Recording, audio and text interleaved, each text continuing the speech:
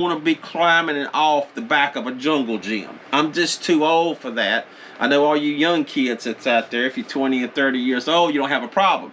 But once you get to be 50, 60, so, you know, even more, so it gets to be a problem, you know.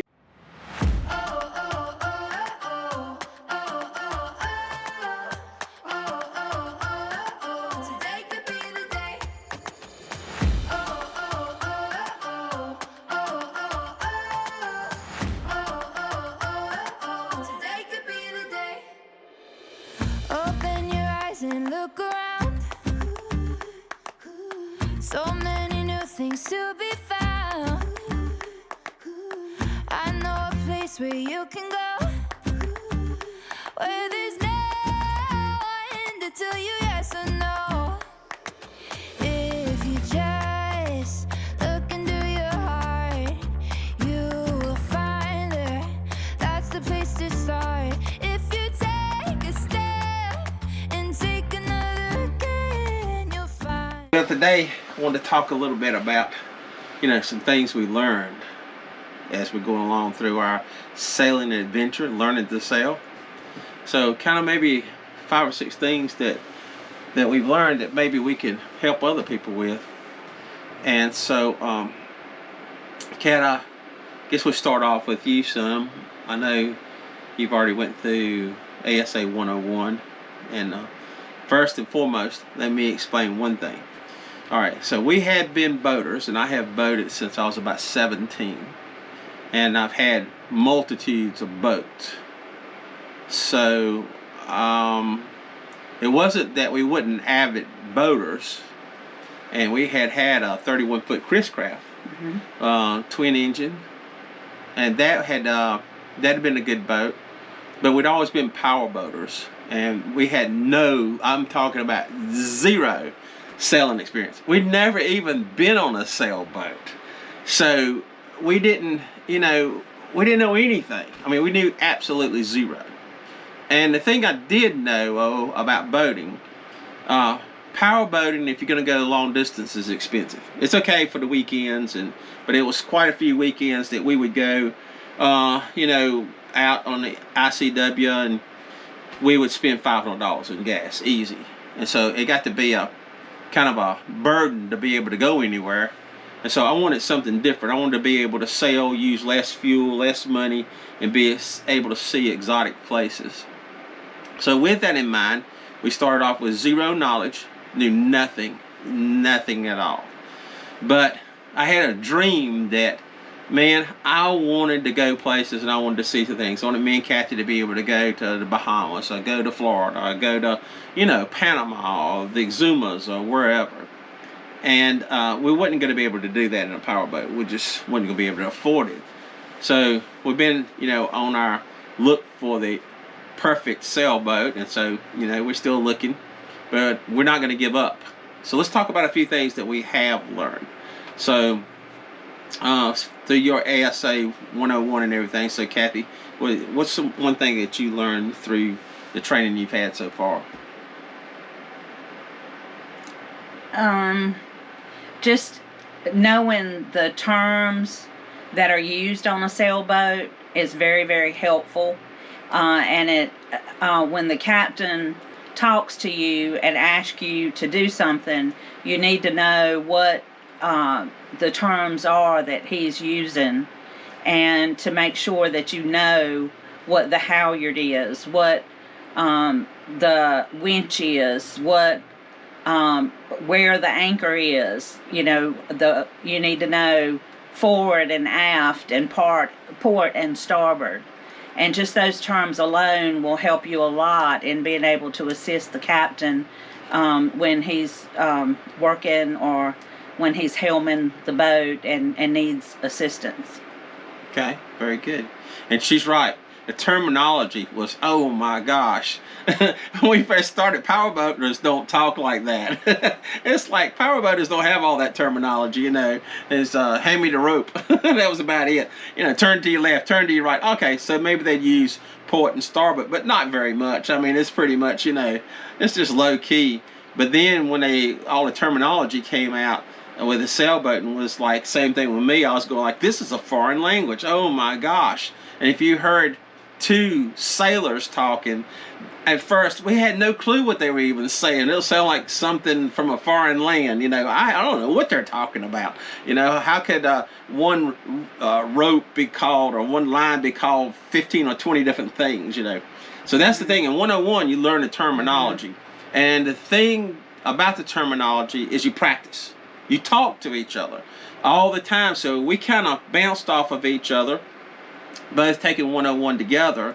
And, we would, catch each other like, Kathy might say, well, it's on the left side. I go, oh, there is no left. There is no right. Not really. It's port and starboard.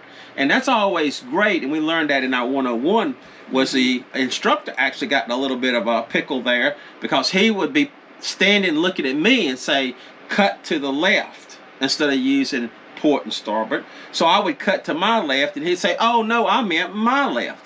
And so finally, I'm like, look, instead of using left and right, why don't we use the terms port and starboard? Because no matter which way you turn on the boat, port's port and starboard's starboard.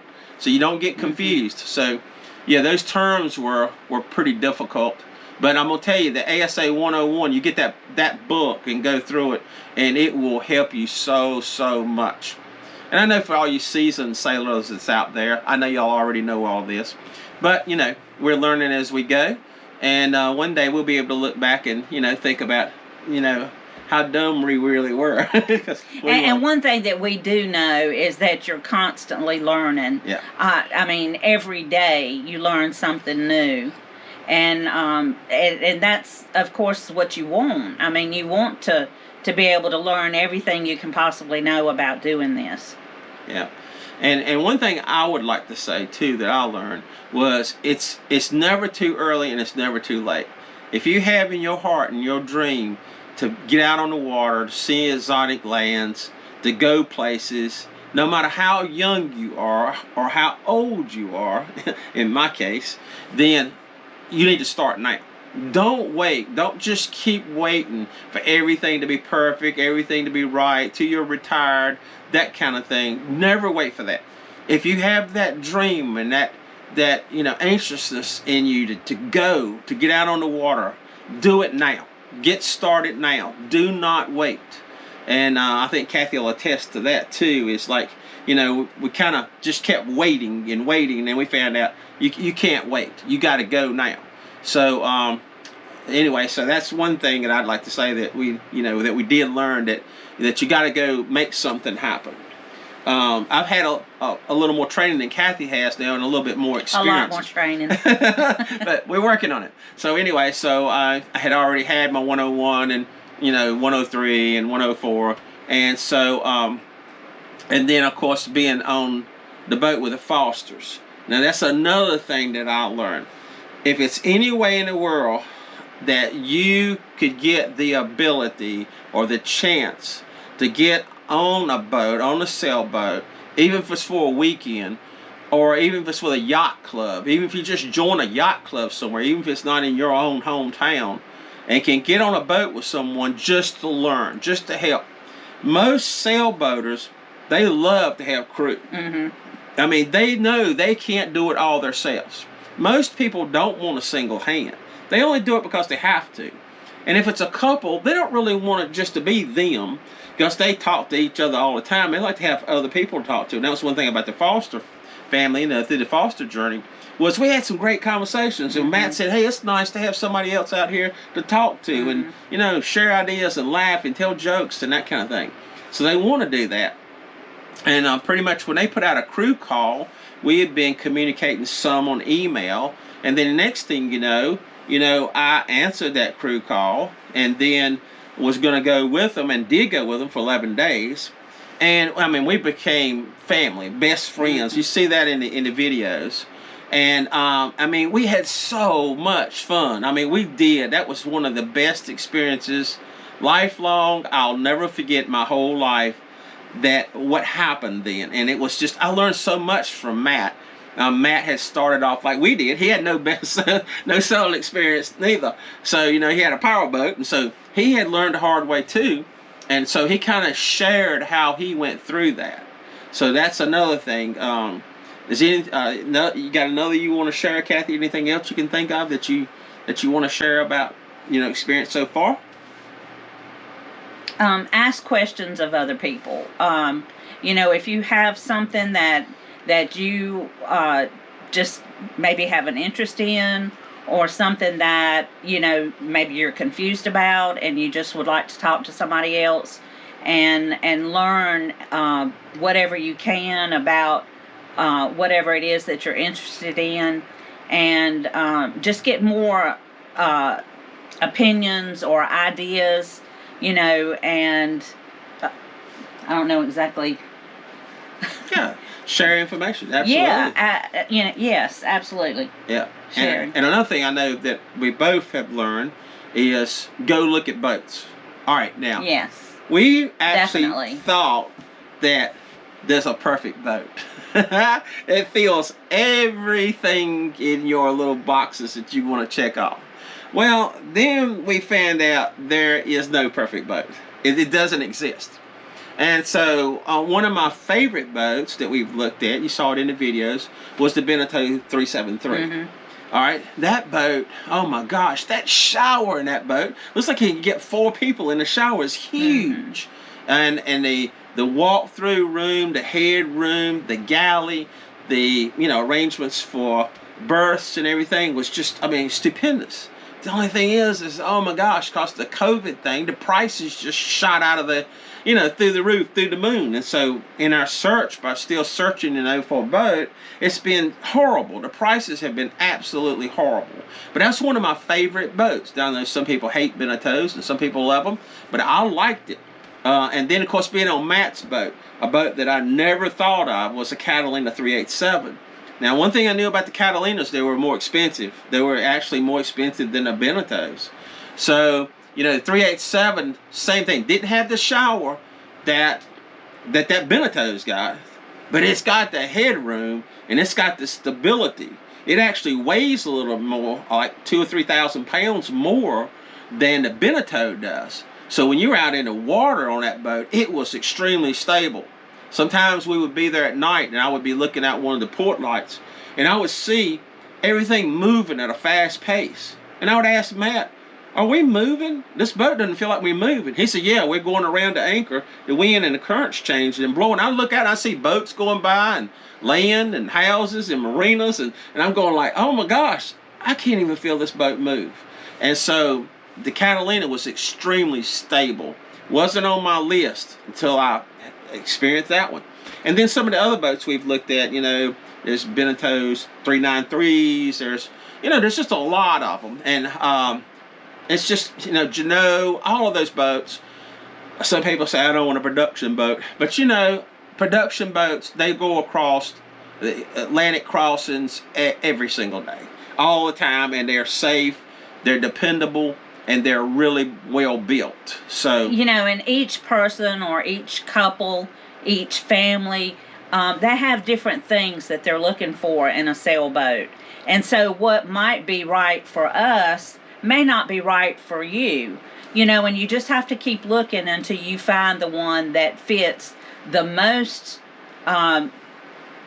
wishes on your list, the most things that you want to have in a sailboat. And that's, I hope I find one, but I don't know. They're hard to find. It's far and few between. So we'll see what we find and what we end up buying. So but that is a boat I like.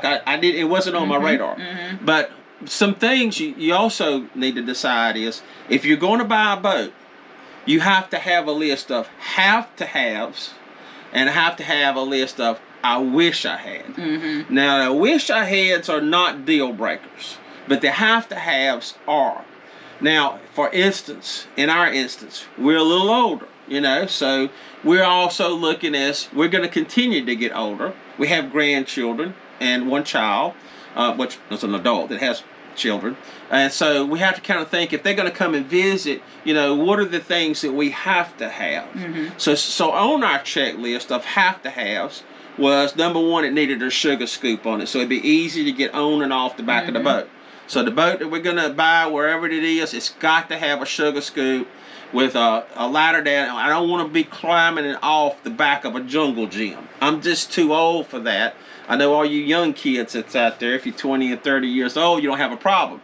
But once you get to be 50, 60, so, you know, even more, so it gets to be a problem. You know, it hurts. And then another thing for our have-to-haves was we had sailed a lot of traditional sailboats, you know, through training and all that. And that's fine and dandy, but jumping up on top of the cabin top, taking sail ties off and sail bags and lazy jacks and all of that stuff, it just wasn't for me. So I just said, we have to have a furling mainsail. It just, I know they're not as fast and blah, blah, blah, blah, and all you great sailors is out there that want speed. I'm not worried about the speed. I'm worried about getting there safe and having fun doing it. If it's not fun, I just don't want to do it. So, furling mainsail, furling roller furler jib, that's just too much. The boat we buy has to have those. I'm not a real fan of wet heads where you take a shower and everything in the bathroom is wet. You know, it's got to have a dry head. In other words, the shower is separated, you know, has a shower stall and everything from the actual head, you know, in bathroom, so that when you take a shower, nothing gets wet. So that's another have to have. When we have to have that, I'm not gonna compromise not have that. And then I want it to be powered. You know, they always say the first time you buy a boat, you buy it for the looks. The second time you buy it for the powertrain. So, you know, diesel engine needs to be 40 horsepower or more. I don't want a small engine. And then also, we looked at small boats and being able to have a family come in. Yeah, I don't think we can do it. So I think we have to have a boat that's going to have to be somewhere 35 to 40 feet. I don't want to really get too big. 45 is maybe more than I want to handle right now. I mean, I have, you know, ham 45s, and I see what they do, but I'm not just quite interested. That's a little bit too big for me. So I'm around the 40 mark. I would love to have a boat that's around the 40 mark. And then, also, you know, I mean, other things like radar and all that stuff, I wish it does, or air conditioning, heat, you know, reverse cycle systems. I wish it would have all that, but it doesn't have it. It's not the deal breaker, because that can always be added, right? So that's not the big problem. Right. Water makers, I wish it, you know, all of those things I wish we had. That's not deal breakers, though. And it has to be a good sound boat, a good boat. With headroom. I mean, if it don't have over 6 foot, I'm in trouble. I'm not going to keep bending my head over going through every doorway. And the doorways need to be wide enough to get through without completely turning like sideways. You can see, you know, we're not the skinniest chicks and dude in the world. So, you know, if all you skinny guys, thank good for you. Of course, I always heard boating actually, you know, you lose weight because you start cooking healthier. Now we're trying, hang in there with us. You know, if you're following us, you root for us, and so we'll be rooting for you too. So, Kathy, you want to say anything else in closing? No, just keep looking. If that's what you're wanting to do and that's what your dream is, just keep looking for what is going to fit the bill for you. Absolutely, and you know, we'll all be sailing together before long. So I can't wait to run up on you guys, and thank you for everyone that's following us. If you're not following us, please follow us, because you know, it's kind of amazing, Kathy. I checked the statistics, and less than half of the people that actually watch us subscribe, and I'm going like, really? So anyway, come on, guys, subscribe. We would love for you guys to subscribe and like our videos, because of course that helps us. And, you know, we really do appreciate it. Yeah, and it helps you to put it out. So, you know, we're not monetized right now. We're not making any money. So anyway, you know, but you guys rooting us on and subscribing and following us, that keeps us going and keeps us doing it. So if you want to keep seeing them videos, you know, help us out. You know, come on, follow. So thank you guys. Appreciate it. And we'll be talking to you again soon and get back to the regular videos. And I hope you like this and got something out of it. Thank you. We'll see you soon. Bye-bye. Bye-bye.